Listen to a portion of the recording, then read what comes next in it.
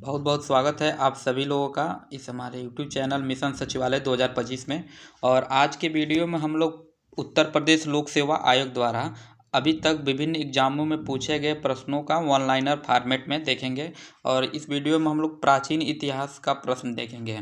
तो ज़्यादा देरी न करते हुए शुरू करते हैं आज का पहला प्रश्न, जो कि भारत की प्रागैतिहासिक संस्कृतियों से है। तो इसमें पहला प्रश्न ये है कि मध्य पाषाणिक स्थलों की भौगोलिक दृष्टि से पश्चिम से पूर्व क्रम कौन सा है। तो पश्चिम से पूर्व क्रम है यह मगधा, लिखैया, पैसरा और बिरभानपुर। और अगला प्रश्न ये है कि पुरातात्विक स्थल और वर्तमान स्थल मिलान करने वाला है। तो इसमें पहला ये है कि नेवासा कहाँ है, तो ये महाराष्ट्र में है। ईसमपुर कहाँ है, कर्नाटक में है। डिडवाना कहाँ है, राजस्थान में। और गुड़ियाम गुफा तमिलनाडु में है।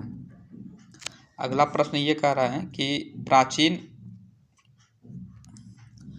प्राचीन काल में आर्यों के जीविकोपार्जन का मुख्य साधन था। तो प्राचीन काल में आर्यों के जीविकोपार्जन का मुख्य साधन क्या था, तो ये था शिकार आखेट। क्या था, शिकार आखेट। अगला प्रश्न, वह स्थल जहाँ से प्राचीनतम अस्थायी जीवन के प्रमाण मिले हैं, तो ये क्या है, मेहरगढ़। अगला प्रश्न है कि गंगा घाटी में धान की खेती का प्राचीनतम प्रमाण कहाँ से मिला है, तो ये लहुरा देव से मिला है। मध्य पाषाणिक स्थल से पशुपालन के साक्ष्य उपलब्ध हुए हैं कहाँ से, तो ये बागौर से हुए हैं। कहाँ से हुए हैं, बागौर से हुए हैं। मध्य पाषाण काल में पशुपालन के प्रमाण मिलते हैं कहाँ से, तो लेखनिया से मिलते हैं। कहाँ से मिलते हैं, लेखनिया से। मध्य पाषाणिक प्रसंग में पशुपालन के प्रमाण मिले हैं कहाँ से, तो ये आदमगढ़ से मिले हैं। उत्खनित प्रमाणों के अनुसार पशुपालन का प्रारंभ हुआ था, कब से हुआ था, तो ये मध्य पाषाण काल से हुआ था। अगला प्रश्न है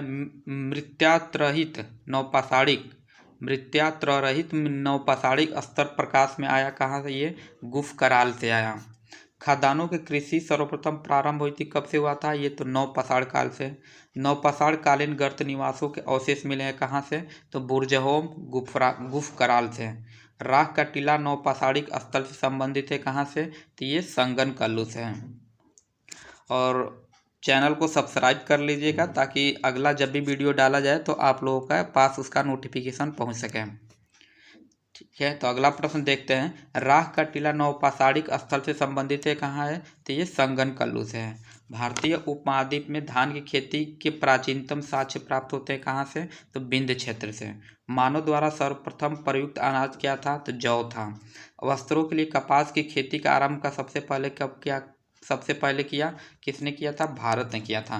बृहद इस पाषाण स्मारकों की पहचान की गई मृतक को दफनाने के स्थानों के रूप में। अगला प्रश्न है कि एक ही कब्र से 3 मानव कंकाल निकाले गए कहाँ से, तो ये दमदमा से निकाले गए हैं। कहाँ से निकाले गए हैं, दमदमा से। विंध्य क्षेत्र में वह शिलाश्रय जहाँ से सर्वाधिक मानव कंकाल मिले कहाँ से, तो लेखैया से मिले हैं। भारत का वह शिलाश्रय जहाँ से सर्वाधिक चित्र प्राप्त हुए हैं, तो क्या है, भीमबेटका से। दधेरी एक परवर्ती हड़प्पा पुरास्थल है, कहाँ पर है, ये तो पंजाब में है। ताम्रपाषाणिक स्थल नौदा टोली अवस्थित है, कहाँ है, ये मध्य प्रदेश में है। गैरिक मृदभांड पात्र ओसीपी का नामकरण हुआ था कहाँ पे, ये हस्तिनापुर में। भारत का वह स्थल जहाँ से खुदाई से लौह धातु के प्रचलन से प्राचीनतम प्रमाण मिले कहाँ से, तो अंतरजी खेड़ा से हैं। ताम्रपाषाण काल में महाराष्ट्र के लोग मृतकों के शरीर को फर्श के नीचे रखकर दफनाते कब किस दिशा से में, तो उत्तर से दक्षिण की ओर दिशा में दफनाते थे जी। अगला प्रश्न है, कोपनहेगन संग्रहालय की सामग्री से पाषाण कांस्य और लौह युग का त्रियुगीय विभाजन किसने किया था, तो ये थॉमसन ने किया था। किसने किया था, ये थॉमसन ने किया था। अगला प्रश्न है, भारत में पूरा पाषाणी उपकरण की खोज करने वाले रॉबर्ट ब्रूस फुट थे। क्या थे, ये भूगर्भ वैज्ञानिक थे। ताम्रपाषाणिक स्थल नवदा टोली का उत्खनन किया था किसने, HD संकालिया ने। भीमबेटका गुफाएं प्रसिद्ध हैं किस लिए, तो शैल चित्रों के लिए प्रसिद्ध हैं। दमदमा नामक पूरा स्थल संबंधित है किससे, तो ये मध्य पाषाण काल से संबंधित। किससे संबंधित है, मध्य पाषाण काल से संबंधित है।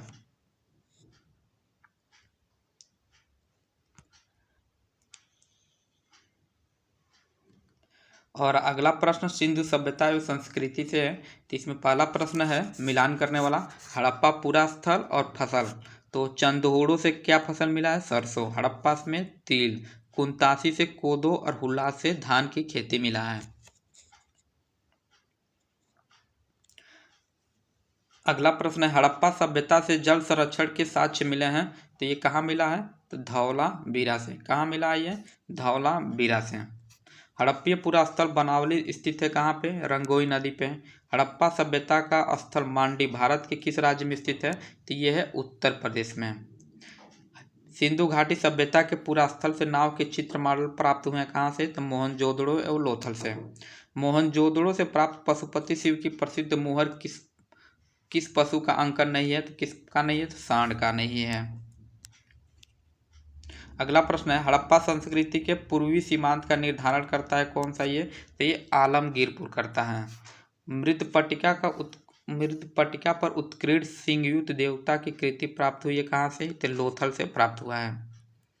हाथी दांत का पैमाना हड़प्पीय संदर्भ में मिला है कहाँ से मिला है? तो ये लोथल से मिला है।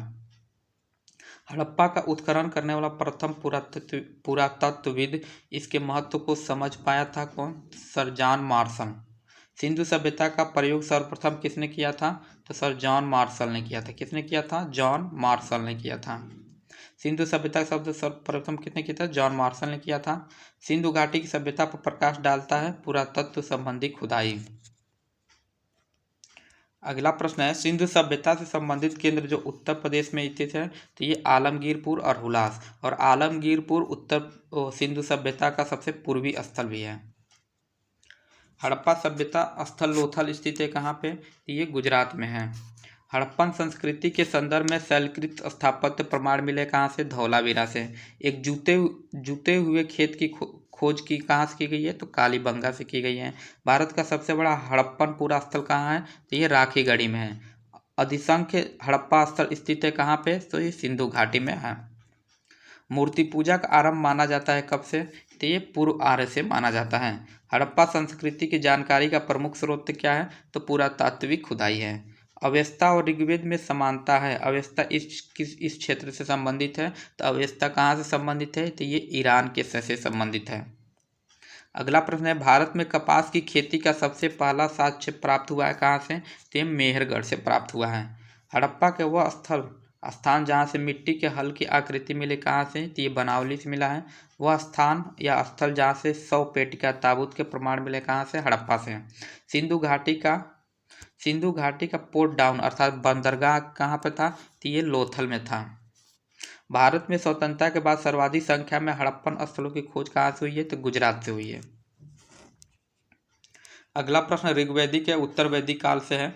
इसमें पहला प्रश्न है कि ऋग्वेद में उल्लिखित दशराग युद्ध लड़ा गया था ये किस नदी किनारे? तो परुसड़ी नदी के तट पर, जिसे रावी नदी भी बोला जाता है। पुराणों के 5 लक्षणों का उल्लेख मिलता है कहाँ में? तो ये मत्स्य पुराण में मिलता है। 1028 संस्करण किस में है? तो ऋग्वेद में है। अष्टक भी कहा जाता है। किसको कहा जाता है? तो ये ऋग्वेद को कहा जाता है। अगला प्रश्न है ऋग्वेद सही सम्मेलन करने वाला है। तो ऋग्वेद का ब्राह्मण क्या है? तो कौशिक और ऐत्रेय ब्राह्मण।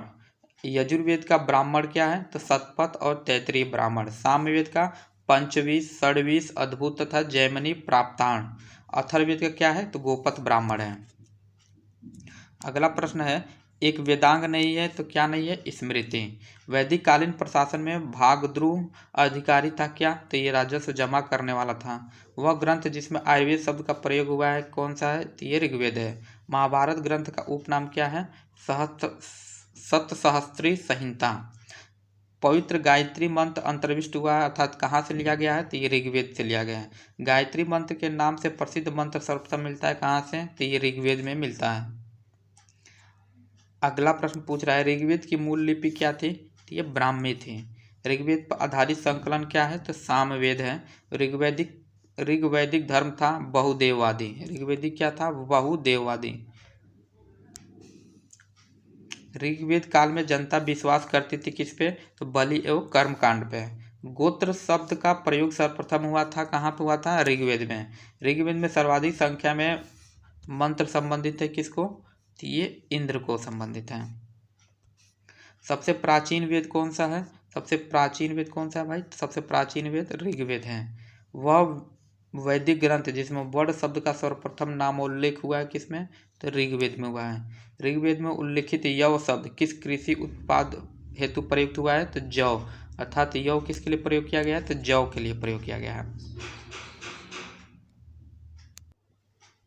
जी हाँ, अगला प्रश्न है कि ऋग्वेद में उल्लिखित प्रसिद्ध 10 राजाओं का युद्ध लड़ा गया था। तो पीछे भी पूछा गया था। तो ये परुसड़ी नदी पे, जो कि रावी नदी के नाम से भी जाना जाता है। ऋग्वैदिक काल के प्रारंभ में महत्वपूर्ण मूल्यवान संपत्ति किसको समझा जाता था? तो गाय को। वैदिक काल में अघन्या माना गया किसको? तो गाय को। वैदिक साहित्य में जिसे मोक्ष की चर्चा मिलती है किसमें? उपनिषद में। वैदिक देवताओं में पुरोहित माना जाता था किसको? तो ये बृहस्पति को माना जाता था। उत्तर वैदिक काल में आर्य संस्कृति का धूर समझा जाता किसे? कुरु पंचाल को। वैदिक कर्मकांड में होता का संबंध होता था किसमें? ऋग्वेद से। आरंभ में वैदिक साहित्य में सर्वाधिक वर्णित नदी कौन सी है? तो सिंधु नदी है। ऋग्वेद में मातेतमा, देवीतमा एवं नदीतमा संबोधित किया जाता है किसको? तो सरस्वती नदी को। शुक्ल यजुर्वेद की संहिता क्या है? तो ये वाजसनेयी है। शतपथ ब्राह्मण में उल्लिखित राजा विदेह माधव से संबंधित ऋषि थे कौन? तो ऋषि गौतम राहुगढ़ थे। कौन थे? ऋषि गौतम राहुगढ़। जिस ग्रंथ में पुरुष मेध का उल्लेख हुआ वह है शतपथ ब्राह्मण। गोपथ ब्राह्मण संबंधित है किसे? अथर्ववेद से। आयुर्वेद अर्थात जीवन का विज्ञान का उल्लेख सर्वप्रथम मिलता है किसमें? अथर्ववेद में। वह उपनिषद जिसमें पहली बार निराशावाद के तत्व दिखाई देते हैं तो ये मैत्रायणी से। भारतीय प्रतीक पर उत्कृष्ट सत्यमेव जयते लिया गया है कहाँ से? तो ये मुंडकोपनिषद से लिया गया है। जिंद अवस्था और ऋग्वेद में समानता। जिंद अवस्था संबंधित है कहाँ से? तो ईरान से है।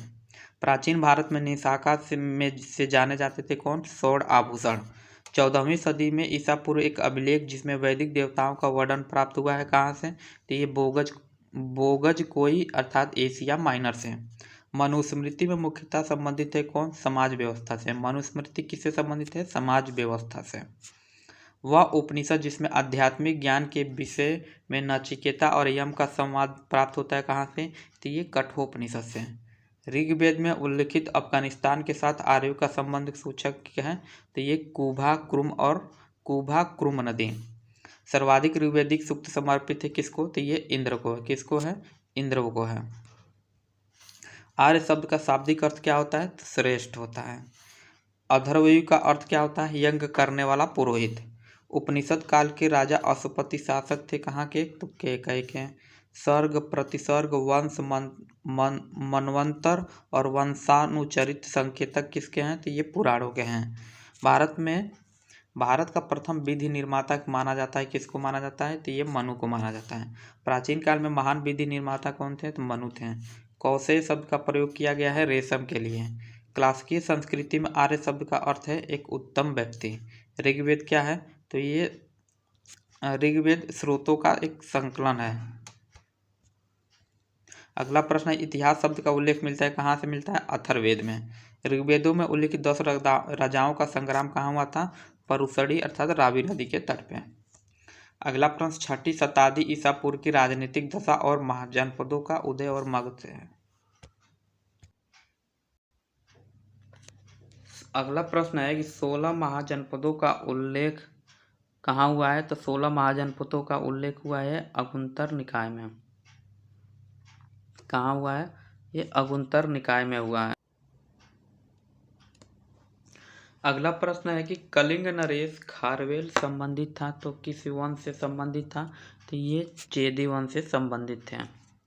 छठी शताब्दी ईसा पूर्व का मत्स्य महाजनपद कहाँ स्थित था? तो ये राजस्थान में स्थित था।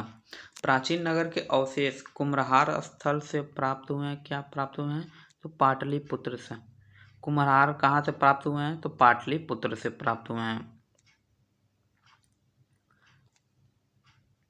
अगला प्रश्न है मालवा क्षेत्र पर मगध की सत्ता का विस्तार हुआ था कहाँ? किसके समय में? तो ये शिशुनाग के समय में हुआ था। मगध का शासक मगध का शासक जिसने राज्यारोहण के लिए अपने पिता की हत्या की एवं स्वयं इसी के कारण अपने पुत्र द्वारा मारा गया, तो ये कौन था? अजातशत्रु था। मगध सम्राट जिसे अपरो परशुराम के नाम से जाना जाता है, तो कौन था ये? महापद्म नंद। प्राचीन श्रावस्ती नगर का विन्यास आकृति कैसा था? तो ये अर्धचंद्राकार था। 6ठी शताब्दी ईसा पूर्व की सुक्तिमती राजधानी थी, तो चेदी में थी। अगला प्रश्न है कि अभिलिखित साक्ष्य में प्रकट होता है कि नंद राजा के आदेश में एक नहर खोदी गई थी। तो कहाँ खोदा गया था? तो ये कलिंग में खोदा गया था। उदय वासव दत्ता की दंत कथा संबंधित है किसमें? कौशाम्बी में है। प्राचीन भारत में मगध साम्राज्य की सबसे प्रारंभिक राजधानी कौन सी थी? तो पाटलिपुत्र थी। जैन कल्पसूत्र की रचना की थी किसने?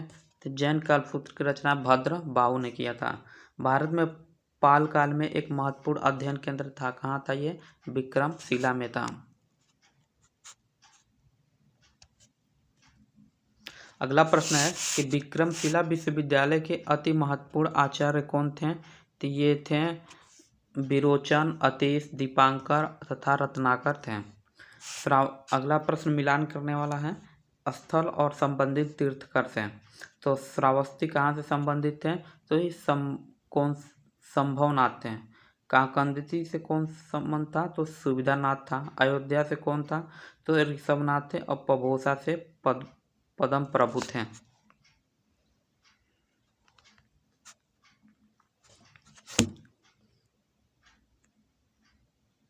अगला प्रश्न है कि तक्षशिला विश्वविद्यालय का उत्खनन करवाया था किसने? तो जॉन मार्शल ने करवाया था। महावीर का प्रथम अनुयायी कौन बना? तो ये जमाली है। ये जमाली जो था महावीर का ये दामाद था। त्रिरत्न सिद्धांत, सम्यक धारणा, सम्यक चरित्र, सम्यक ज्ञान, जिस धर्म की महिमा है, तो ये जैन धर्म का है। आजीवक संप्रदाय के संस्थापक कौन था? तो ये मखली घोषाल था।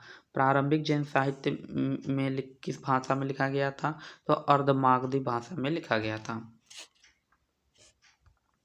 अगला प्रश्न है यापनी एक संप्रदाय था, किस धर्म का? तो ये जैन धर्म का। तीर्थकर संबंधित थे किससे? तो जैन धर्म से। जैन सभा जिसमें अंतिम रूप से श्वेतांबर आगम का संपादन हुआ था, कहाँ से हुआ था? तो ये पाटलिपुत्र से हुआ था। प्रभास गिरी तीर्थ स्थल है कहाँ? मतलब किसका है? किन धर्मों का? तो ये जैन धर्मों का है। धर्म जो विश्व विनाशकारी प्रलय की अवधारणा में विश्वास नहीं करता है, तो कौन सा है? ये जैन धर्म है। जैनियों की पवित्र पुस्तकें कहलाते हैं, क्या कहलाते हैं? तो आगम सिद्धांत कहलाते हैं। दर्शन, अगला प्रश्न है दर्शन जिसने पूर्वजन्म के विश्वास को अस्वीकार कर दिया, तो ये कौन था? चारवाक दर्शन। अगला प्रश्न बौद्ध धर्म से है। तो बुद्ध का जन्म कहाँ हुआ था? तो लुम्बिनी में हुआ था। बुद्ध की मृत्यु जहाँ हुई थी वह स्थान कहाँ था? बुद्ध की मृत्यु जहाँ हुई थी वह स्थान था कहाँ था? तो ये उत्तर प्रदेश में कुशीनगर जिले में हुआ था, जिसे महापरिनिर्वाण स्थल भी कहा जाता है। बुद्ध की जीवन घटना जिसको महाभिनिक्रमण के रूप में जानाता है, तो ये क्या था? तो ये गृह त्याग था। गौतम बुद्ध ने अपना प्रथम प्रवचन कहाँ दिया था? तो ये सारनाथ में दिया था। कहाँ दिया था? सारनाथ में। बुद्ध के उपदेश से संबंधित क्या है? तो आचरण की शुद्धता का पवित्रता। भारतीय कला में बुद्ध के जीवन की घटना का चित्रण मृग सहित चक्र द्वारा हुआ है, किसमें? तो यह प्रथम उपदेश में। धर्म चक्र परिवर्तन किया गया था कहाँ? सारनाथ में। सारनाथ में अपना प्रथम प्रवचन दिया था किसने? महात्मा बुद्ध ने।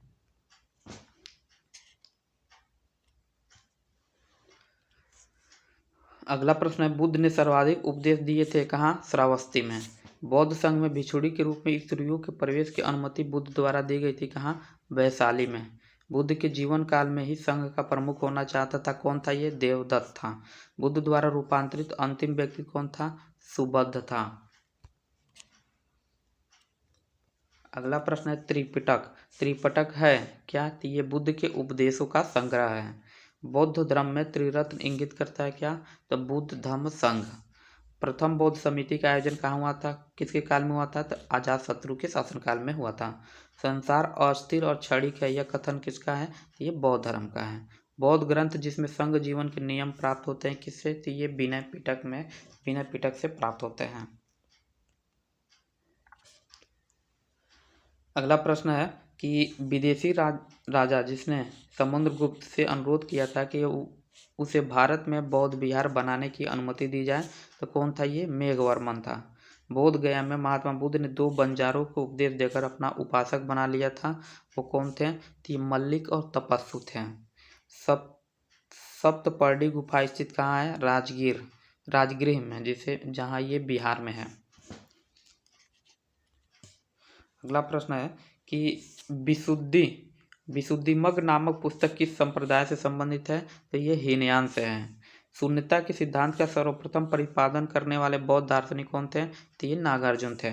उत्तर प्रदेश में बौद्ध जैनियों दोनों के लिए प्रसिद्ध तीर्थ स्थल कौन सा है? तो कौशाम्बी है। बौद्ध तथा जैन दोनों ही धर्म विश्वास करते हैं कर्म तथा पूर्वजन्म की सिद्धांत सही हैं। अफगानिस्तान का बामियान प्रसिद्ध था किसके लिए? तो बुद्ध प्रतिमा के लिए था। इसे हाल ही में भी 10-15 सालों पहले वहाँ पे तालिबान ने इसे बम से उड़ा दिया है। इसके कारण ये काफ़ी चर्चा में था।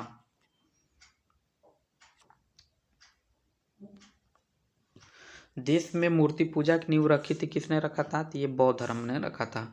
वह काल जिसमें बुद्ध की खड़ी प्रतिमा बनाई गई थी तो ये कुषाण काल में बनाया गया था। भूमि स्पर्श की मुद्रा की सारनाथ बुद्ध की प्रतिमा संबंधित है कैसे? ये गुप्त काल से है। विक्रमशिला बिहार की संस्थापक थे कौन थे? धर्मपाल थे। स्तूप के उत्खनन में सारीपुत्र के अवशेष प्राप्त हुए हैं कहाँ से? तो ये सांची से प्राप्त हुए हैं। कहाँ से प्राप्त हुए हैं? ये सांची से प्राप्त हुए हैं।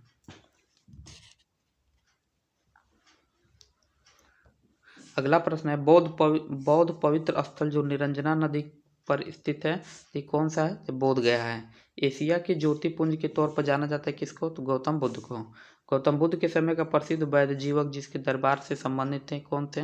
ये बिंबिसार से संबंधित हैं। बुद्ध कौशाम्बी में आए थे तो उदयन के राज्यकाल में।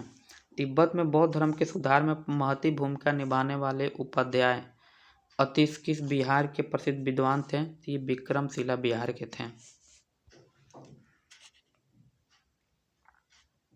अर्धनारीश्वर मूर्ति में आधा शिव तथा आधा पार्वती प्रतीक है किसका? तो देव और उसकी शक्ति का योग। गौतम बुद्ध ने प्रथम धार्मिक प्रवचन दिया था किसके काल में? सारनाथ में। मतलब कहाँ दिया था? सारनाथ में। भारत में सर्वप्रथम मानव मूर्तियों की पूजा हुई थी किसकी? तो बुद्ध की हुआ था। भारतीय कला में बुद्ध की जीवन की वह घटना जिसका चित्रण मृग सहित चक्र द्वारा हुआ है किसमें? प्रथम उपदेश में है। अगला प्रश्न भागवत संप्रदाय और ब्राह्मण धर्म से है। तो इसमें पहला प्रश्न ये है कि भगवत गीता मूलतः महाभारत का अंश है तो कौन से पर्व का? तो ये भीष्म पर्व का। नागार्जुन कोंडा शहर की स्थापना किसने किया था? इक्ष्वाकु राजवंश ने। अगला प्रश्न सुमेलन का है। तो शिव का पहचान क्या है? त्रिशूल। विष्णु की पहचान क्या है? चक्र। गणेश की पहचान रस्सी फंदा व सरस्वती की पहचान क्या है? वीणा। ये पीसीएस 2022 का प्रश्न है।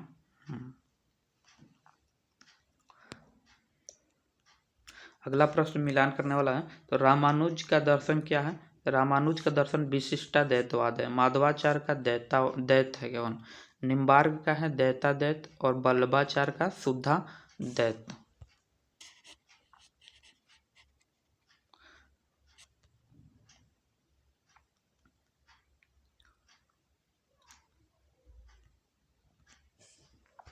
अगला प्रश्न है कि मंडन मिश्र शिष्य थे किसके थे? तो कुमारिल भट्ट के थे। तुम्हारा अधिकार कर्म पर है फल की प्राप्ति पर नहीं, यह कहा गया किसमें? तो गीता में कहा गया है। मोक्ष के साधन के रूप में ज्ञान कर्म तथा भक्ति के समान महत्व देता है कौन? तो ये भगवत गीता देता है। भागवत धर्म से संबंधित प्राचीन अभिलेखीय साक्ष्य मिलता है कहाँ? हेलियोडोरस का बेसनगर अभिलेख में। आदि शंकराचार्य द्वारा स्थापित 4 मठ स्थित हैं कहाँ कहाँ? तो जोशी मठ द्वारका जो कि गुजरात में है, पुरी जो कि वहाँ उड़ीसा में, और श्रृंगेरी में। नैनार थे कौन थे ये भाई? तो ये शैव धर्मानुयायी थे। नैनान शैव धर्मानुयायी थे। अगला प्रश्न मिलान करने वाला है। तो वल्लभाचार्य किससे संबंधित है? पुष्टि मार्ग से। रामानुज विशिष्टाद्वैतवाद, मध्वाचार्य द्वैताद्वैतवाद और शंकर अद्वैतवाद। अगला प्रश्न अब मौर्य साम्राज्य से संबंधित है। तो मौर्यों के इतिहास के लिए अधिक प्रामाणिक माना जाता है किससे? तो विष्णु पुराण को माना जाता है। आंध्रों के इतिहास के लिए अधिक प्रामाणिक माना जाता है किसको? तो मत्स्य पुराण को माना जाता है। मौर्य काल में सदैव राजा के पास रहने वाले 20 परीक्षक वैद्य को क्या कहा जाता था? तो जांगली विद कहा जाता था। इन्हें क्या कहा जाता था? तो जांगली विद। शासक जो मौर्य राजवंश से संबंधित नहीं है तो अग्निमित्र। कौन नहीं था? अग्निमित्र। अशोक के स्तंभ लेखों के लिए पत्थर निकाला जाता था कहाँ से? चुनार से निकाला जाता था। अशोक का शिलालेख जो धार्मिक संश्लेषण समन्वय के बारे में कहता है, 12वां शिलालेख। अगला प्रश्न है, सम्राट अशोक ने अपने राज्याभिषेक बाद कलिंग पर विजय प्राप्त किया 8 वर्षों बाद। प्राकृतिक भाषा के पोषक कौन थे? तो सातवाहन नरेश थे। कला के लोक पक्ष को अधिक प्रोत्साहन मिला किसके काल में? सातवाहन के काल में। मथुरा मूर्तिकला शैल प्रारंभ हुआ था कुषाण के शासनकाल में। वे शासक जिन्होंने गिरनार क्षेत्र में जल संसाधन व्यवस्था की ओर ध्यान दिया कौन थे? तो ये चंद्रगुप्त मौर्य अशोक थे। अगला प्रश्न है, राजा जिसके एक अभिलेख से सूचना मिलती है कि शाक्य मुनि बुद्ध का जन्म लुम्बिनी में हुआ था, कौन? अशोक में। सारनाथ स्तंभ का निर्माण किया था किसने? अशोक ने करवाया था। अशोक द्वारा स्थापित सबसे सुरक्षित स्तंभ कौन सा है? तो लौरिया नंदनगढ़ है। अशोक का वह अभिलेख जो कनक मुनि बुद्ध के अस्तित्व को प्रमाणित करता है कौन था? तो निगाली सागर स्तंभ अभिलेख। गुर्जरा लघु शिलालेख जिसमें अशोक का नामोल्लेख किया गया कहाँ है? तो मध्य प्रदेश के दतिया जिले में है।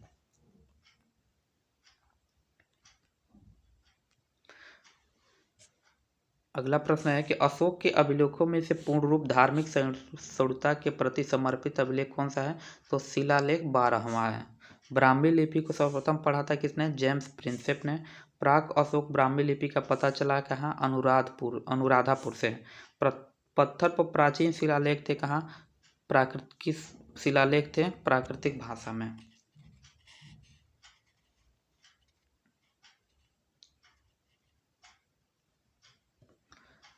अगला प्रश्न है, अपने साम्राज्य के उत्तरी पश्चिमी भाग में उत्कृष्ट राजाओं के लिए अशोक ने लिपियों का प्रयोग किया था। तो आरामाई ग्रीक खरोष्टी में। इलाहाबाद पर अशोक स्तंभ सूचना प्राप्त करता है किससे? समुद्रगुप्त के बारे में बताता है। फाहियान भारत कब आया था? तो 399 AD में आया था। कलिंग युद्ध का विवरण हमें ज्ञात होता है किससे? 13वें शिलालेख से। मौर्यन मंत्रिपरिषद में राजस्व इकट्ठा करने से संबंधित था कौन था? तो ये समाहर्ता था। अशोक का समकालीन तुर्मय राजा कौन था? तुर्मय राजा कहाँ का था? तो ये तो मिस्र का था।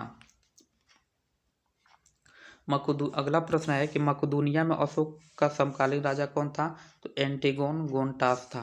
टालमी फिलाडेल्फस जिसके साथ अशोक के राजनयिक संबंध था, तो ये कहाँ का था? मिस्र का था। एक इतिहासकार के अनुसार शिलालेखों में अशोक ने जिस धर्म का प्रतिपादन किया वह वस्तुतः राजधर्म था, फ्लेट।